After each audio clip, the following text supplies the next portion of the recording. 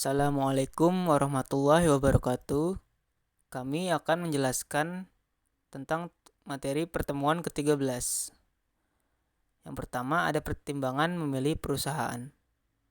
1. Jenis usaha yang dijalankan dalam tanda kutip perdagangan, industri, dan sebagainya. Kedua, ruang lingkup usaha. Ketiga, pihak-pihak yang terlibat dalam kegiatan usaha. Keempat, besarnya risiko pemilikan. Kelima, batas-batas pertanggungjawaban terhadap utang-utang perusahaan. Keenam, besarnya investasi yang ditanamkan. Ketujuh, cara pembagian keuntungan. Kedelapan, jangka waktu berdirinya perusahaan. Dan yang kesembilan, peraturan-peraturan pemerintah. Tentu, ada beberapa faktor yang bisa dipertimbangkan dalam memilih perusahaan, seperti budaya perusahaan, kesempatan pengembangan karir, gaji, dan manfaat nilai-nilai perusahaan, serta reputasi perusahaan di industri tersebut. Selanjutnya, ada bentuk yuridis perusahaan. Bentuk-bentuk perusahaan atau badan usaha berdasarkan kepemilikannya secara hukum adalah sebagai berikut. Perusahaan perseorangan ialah bisnis yang dimiliki dan dijalankan oleh satu orang saja, bertanggung jawab sepenuhnya atas operasi dan keputusan bisnisnya. Keuntungan utamanya adalah kontrol penuh atas bisnis serta kelincahan dalam pengambilan keputusan. Namun, terkadang sulit untuk memperluas skala bisnis dan risiko pribadi pemilik bisa menjadi pertimbangan. Selanjutnya, kelebihan perusahaan perseorangan. Yang pertama, kelangsungan hidup terjamin, terbatasnya tanggung jawab, sehingga tidak menimbulkan risiko bagi kekayaan. Saham dapat diperjualbelikan dengan mudah. Kebutuhan kapital lebih besar, mudah dipahami, sehingga memungkinkan perluasan usaha. Dan yang terakhir, pengelolaan perusahaan dapat dilakukan secara lebih efisien. Selanjutnya ada kelemahan perusahaan perseorangan. Yang pertama, tanggung jawab tidak terbatas, kemampuan manajemen terbatas, sulit mengikuti pesatnya perkembangan perusahaan, sumber dana hanya terbatas pada pemilik, dan risiko kegiatan perusahaan ditanggung oleh sendiri atau oleh pribadi. Selanjutnya ada perusahaan firma. Perusahaan firma adalah entitas bisnis yang dimiliki dan dijalankan oleh dua orang atau lebih yang berbagi tanggung jawab, keuntungan, serta risiko dalam bisnis tersebut. Biasanya, perusahaan firma memiliki perjanjian kemitraan yang mengatur bagaimana keputusan dibuat, keuntungan dibagi, dan tanggung jawab masing-masing anggota. Kelebihannya adalah berbagi tanggung jawab dan pengetahuan. Namun, risiko pribadi dari keputusan mitra lain juga perlu diperhatikan. Kelebihan firma. Prosedur pendirian relatif mudah. Mempunyai kemampuan finansial lebih besar karena gabungan dari beberapa modal. Keputusan bersama dengan pertimbangan seluruh anggota sehingga keputusan menjadi lebih baik. Kelemahan firma. Utang-utang perusahaan ditanggung oleh kekayaan pribadi para anggota firma. Kelangsungan hidup perusahaan tidak terjamin sebab bila salah satu anggota keluar, maka firma pun akan bubar. Selanjutnya ada perseorangan komanditer atau Kommanditvernootschap. CV adalah persekutuan yang didirikan oleh beberapa orang sekutu yang menyerahkan dan mempercayakan uangnya untuk dipakai dalam persekutuan. Sekutu dalam CV dikelompokkan dalam dua sekutu. Yang pertama ada sekutu komplementer, ialah orang yang bersedia memimpin pengaturan perusahaan dan bertanggung jawab penuh dengan kekayaan pribadinya. Sedangkan yang kedua ada sekutu komanditer, yakni sekutu yang mempercayakan uangnya dan bertanggung jawab terbatas pada kekayaan yang diikutsertakan dalam perusahaan. Kelebihan CV. Prosedur pendirian relatif mudah. Modal yang dikumpulkan dapat lebih banyak. Kemampuan untuk memperoleh kredit lebih besar. Manajemen dapat diversifikasikan. Dan kesempatan untuk berkembang lebih besar. Kekurangan CV. Tanggung jawab tidak terbatas, kelangsungan hidup tidak terjamin, serta sukar untuk menarik kembali investasinya. Lalu selanjutnya ada perseroan terbatas. Perseroan terbatas yaitu suatu badan usaha yang mempunyai kekayaan, hak, serta kewajiban sendiri, yang terpisah dari kekayaan, hak, serta kewajiban para pendiri maupun pemilik. Berbeda dengan bentuk badan usaha lainnya, PT mempunyai kelangsungan hidup yang panjang, karena perseroan ini tetap berjalan meskipun pendiri atau pemiliknya meninggal dunia.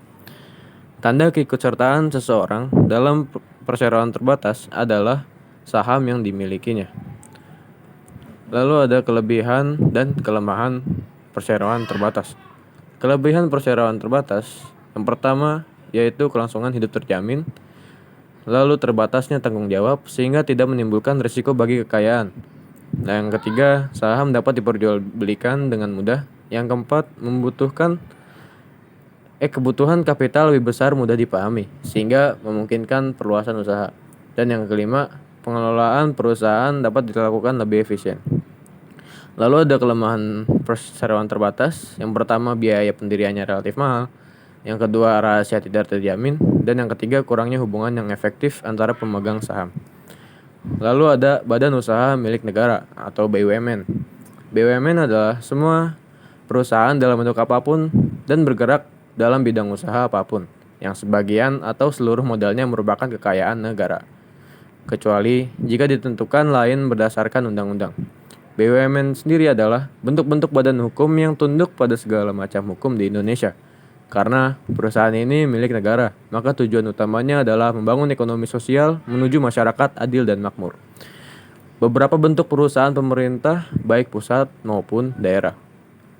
Ciri-ciri utama BUMN yaitu, yang pertama, tujuan utama usahanya adalah melayani kepentingan umum sekaligus mencari keuntungan.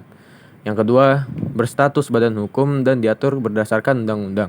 Yang ketiga, pada umumnya bergerak pada bidang-bidang jasa vital. Dan yang keempat, mempunyai nama dan kekayaan serta bebas bergerak untuk mengikat suatu perjanjian, kontrak, serta hubungan-hubungan dengan pihak lainnya.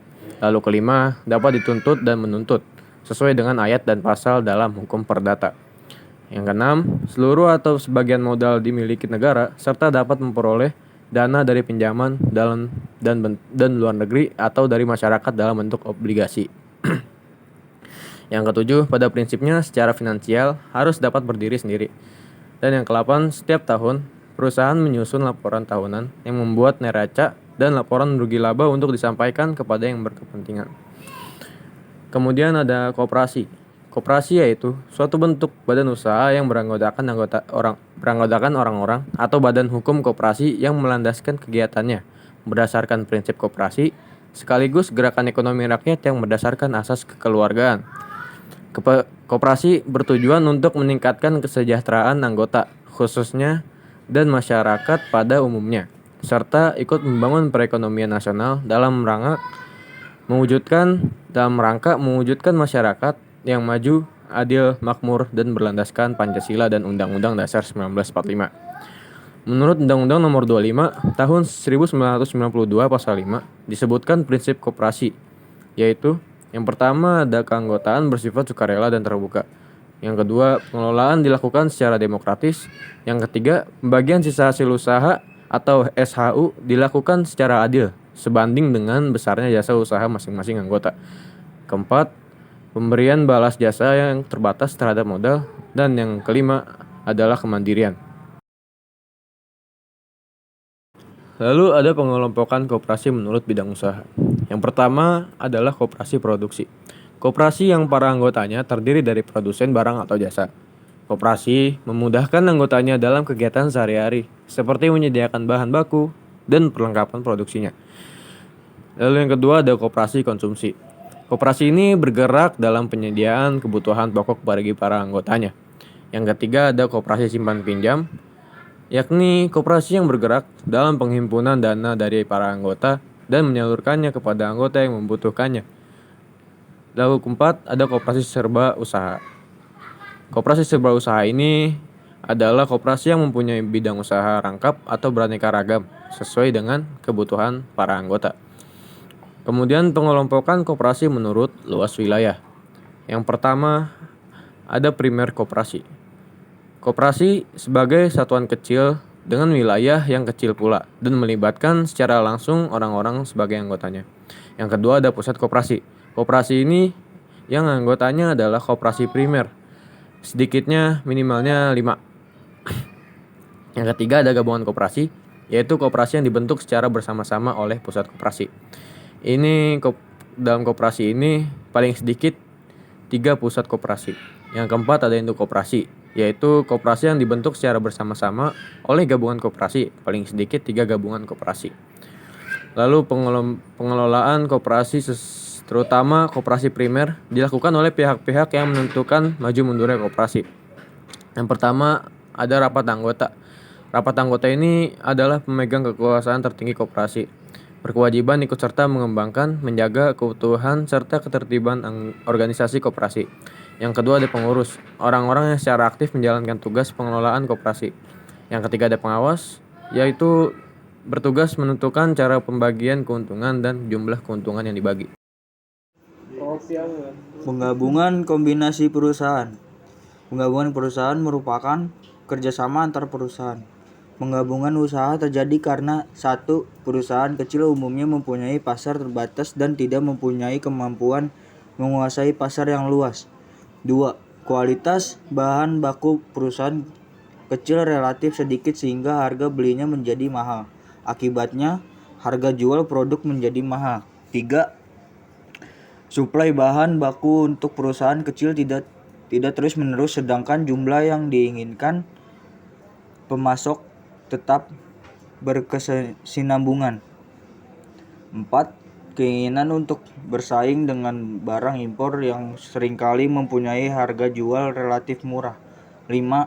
Untuk menggunakan teknologi baru yang efisien dan efektif serta menciptakan barang baru perlu biaya penelitian yang sangat mahal dan dapat ditanggung bersama.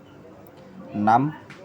Untuk menguasai mata rantai dimulai dari bahan baku produksi sampai pemasaran.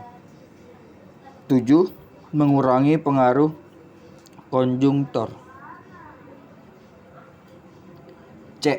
Bentuk-bentuk penggabungan. 1. Penggabungan vertikal integral adalah suatu untuk penggabungan antara perusahaan yang dalam kegiatannya memiliki tahapan produksi berbeda. Sering disebut integrasi hulu dan hilir. Integrasi ke hilir terbagi menjadi 3, perusahaan pabrik, distributor, konsumen. Integrasi ke hulu terbagi juga menjadi 3, produsen bahan baku, pedagang besar, perusahaan atau pabrik. 2. Penggabungan horizontal paralelisasi adalah suatu bentuk penggabungan antara 2 atau lebih perusahaan yang bekerja pada jalur atau tingkat yang sama. Misal, pengolahan bahan baku. Pabrik atau perusahaan sepatu A. Pabrik perusahaan sepatu B. Tujuan penggabungan macam ini adalah A. Mengurangi kelebihan kapasitas, B. Menekan biaya, memperluas pasar. D. Pengkhususan perusahaan. Pengkhususan perusahaan adalah kegiatan perusahaan yang mengkhususkan diri pada fase atau aktivitas tertentu saja, sedangkan aktivitas lainnya diserahkan pada perusahaan luar. 1. Spesialisasi. Perusahaan yang mengkhususkan diri pada kegiatan penghasilan satu jenis produk saja. Diferensiasi. Pengkhususkan pada fase produksi tertentu. E. Pengkonsentrasian perusahaan. Terus merupakan suatu bentuk penggabungan atau kerjasama perusahaan secara horizontal untuk membatasi persaingan maupun rasionalisasi dalam produksi dan penjualan. Paket saham PTA, paket saham PTB, terus sertifikat saham baru. Selanjutnya ada holding company. Disebut juga perusahaan induk, yaitu perusahaan berbentuk corporation yang menguasai sebagian besar saham dari beberapa perusahaan lain. Yang kedua, dalam hal ini status perusahaan lain akan menjadi perusahaan anak dan kebijaksanaan perusahaan anak-anak akan ditentukan oleh induk atau holding. Contohnya seperti bagian di bawah ini, yaitu PT XYZ sebagai holding mempunyai anak perusahaan seperti PTA sebagai anak perusahaan 100%, PTB sebagai anak perusahaan 75%, PTC sebagai anak perusahaan 55%. Lalu selanjutnya kartel. Kartel merupakan bentuk kerjasama perusahaan-perusahaan dengan produksi barang dan jasa yang sejenis yang didasarkan perjanjian bersama untuk mengurangi persaingan. Yang kedua, bentuk kartel meliputi 1. Kartel kondisi, 2. Kartel harga, 3. Kartel produksi, 4. Kartel daerah, dan yang terakhir kartel pembagian laba. Lalu selanjutnya sindikat. Sindikat adalah bentuk perjanjian kerjasama antara beberapa orang untuk melaksanakan suatu proyek. Lalu konsern. Konsern adalah bentuk penggabungan yang dilakukan baik secara horizontal maupun vertikal dari sekumpulan perusahaan holding. Joint venturer yang didirikan atas dasar kerjasama antara beberapa perusahaan yang berdiri sendiri. Lalu ciri-ciri joint venture. Pertama, merupakan perusahaan baru yang didirikan secara bersama-sama oleh beberapa perusahaan. Kedua, modalnya terdiri dari pengetahuan dan modal yang disediakan para pendiri. Dan yang terakhir, joint venture antara perusahaan asing dengan modal.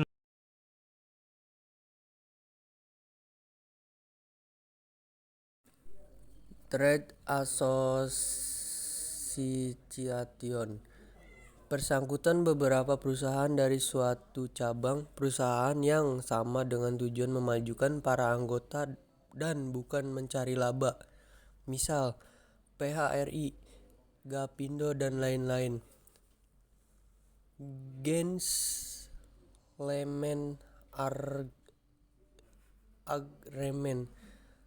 Persetujuan beberapa produsen dalam daerah penjualan dengan maksud mengurangi persaingan di antara mereka. F. Lembaga keuangan.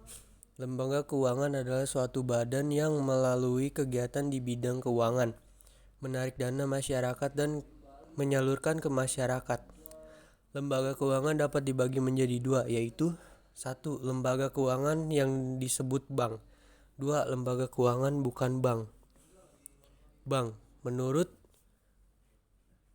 Undang-Undang Nomor 7 Tahun 1992, bank adalah badan usaha yang kegiatan menghimpun dana dari masyarakat dalam bentuk simpanan dan menyalurkan kepada masyarakat dalam bentuk kredit guna meningkatkan taraf hidup masyarakat. Fungsi perbankan. 1. Dalam arti luas, dalam alat pemerintah untuk menjaga kestabilan ekonomi, moneter, dan keuangan. 2. Dalam arti sempit, fungsi pokok perbankan adalah alat menarik uang kartal dan uang giral dari masyarakat menyalurkan ke masyarakat.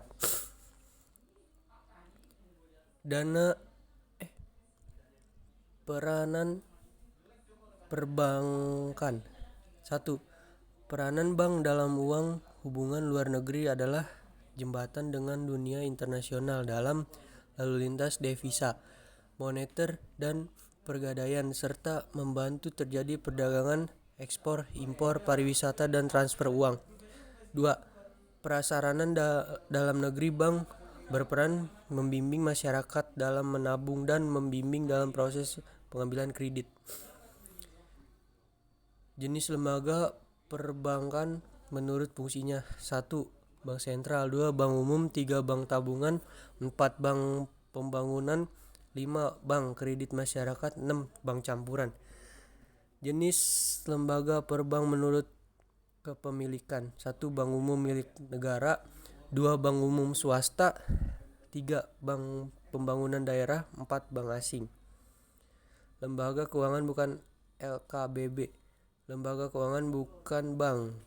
LKBB merupakan badan yang melakukan di bidang keuangan yang secara langsung atau tidak langsung menghimpun serta memberikan pinjaman jangka pendek 1-5 tahun dalam jangka panjang. Lembaga keuangan bukan bank LKBB adalah sebuah badan hukum yang didirikan oleh warga negara Indonesia serta dapat dilakukan kerjasamanya dengan pihak asing dan dapat sebagai badan hukum asing dalam bentuk perwakilan dalam keuangan yang berkedudukan di luar negeri. Jenis-jenis lembaga keuangan bukan bank di Indonesia. 1. Menghimpun dana dengan jalan mengeluarkan kertas berharga. 2. Menerbitkan sertifikat deposito. 3. Ajang piutang. 4. Sewa guna usaha. 5. Kartu kredit. 6. Pembiayaan konsumen. 7. Perantara dalam penerbitan dan perdagangan surat berharga. 8. Sebagai perantara untuk mengadakan joint venture.